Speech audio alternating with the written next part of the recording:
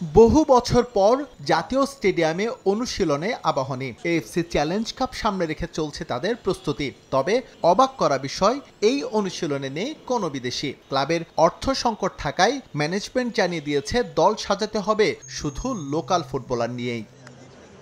অবশ্য টানাপোড়েনের মাঝেও আবাহনী চমক দিচ্ছে মোহামেডানের ঘর ভেঙে। গেল কয়েকদিন ধরে চলা গুঞ্জনের মিলেছে সত্যতা।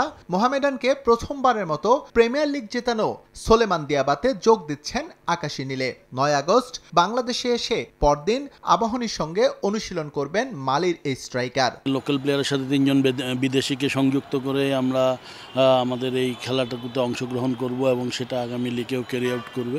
কিন্তু পরবর্তীতে এটা হয়তো ক্লাবের ফাইন্যান্সের কারণে ওইভাবে হয়ে আসে না।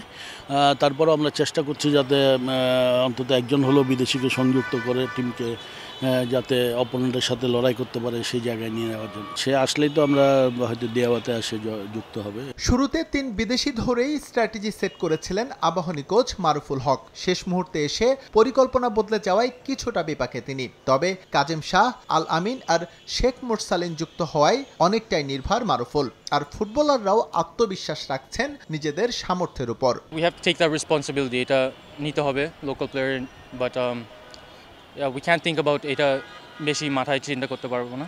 We have to give our best and get the result done. আমাদের ভালো লোকাল কোয়ালিটিও আছে, so we'll try to do our best, we'll give our 100% and we'll try to get the win. ৩ জন বিদেশি আসার কথা ছিল, তো এই মুহূর্তে যেহেতু আসে নাই, তো আমি লোকাল নিয়ে আমার ট্যাকটিক্সগুলো, আমি প্ল্যানগুলো লোকালদের নিয়ে আমি প্ল্যান করছি। আমি আশাবাদী যে যদি এটা ওরা মাঠে যদি ইমপ্লিমেন্ট করতে পারে তাহলে ইনশাল্লাহ পজিটিভ একটা কিছু হবে। আমাদের প্রত্যেক পজিশনে যারা আমাদের দেশে ভালো পারফর্মার এবং লাস্ট ইয়ারে খেলে গেছে এই টিমে তারাই আছে, এবং এর মধ্যে মুরসালিন, আলামিন এবং কাজেম এড হয়েছে, তো খুব একটা সমস্যা হওয়ার কথা না। এএফসি চ্যালেঞ্জ কাপ সামনে রেখে গেল ২২ জুলাই থেকে অনুশীলন শুরু করে আবাহনী। প্রস্তুতির অংশ হিসেবে সম্প্রতি বসুন্ধরা কিংসের বিপক্ষে একটি প্রীতি ম্যাচ খেলে তারা। সেই ম্যাচে ২-১ ব্যবধানে হারে মারুফুল হকের দল।